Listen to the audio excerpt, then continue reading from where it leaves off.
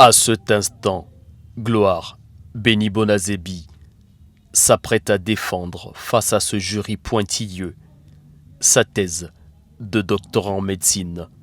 C'était le 2 juin 2026 à la faculté des sciences de la santé.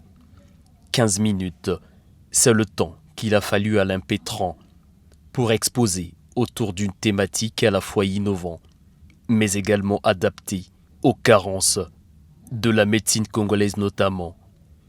Contribution de la télémédecine à l'acquisition des compétences en anesthésie et en chirurgie.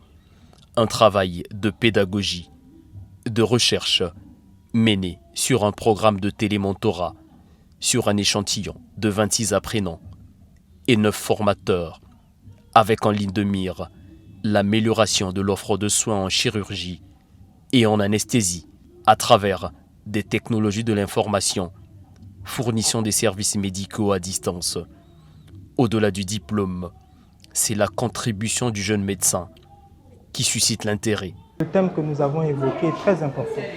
Il s'agit là des nouvelles technologies de l'information et de la communication appliquées en santé, et donc la télémédecine.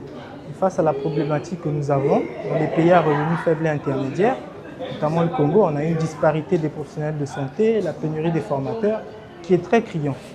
Et donc par là, on a évoqué cette problématique-là pour évaluer la faisabilité de ces technologies numériques appliquées en santé afin de pallier justement à ces difficultés.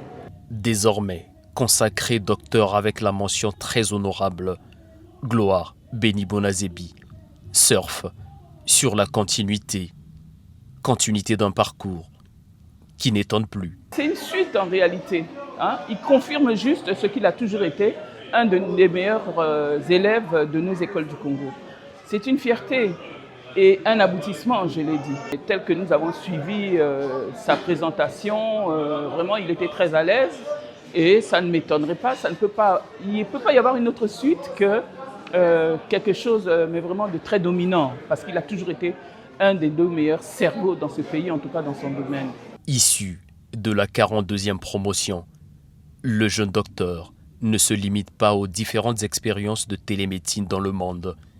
Il en mesure aussi l'impact pédagogique, cartographie ses outils et se projette sur les conditions de son déploiement dans le système de santé congolais.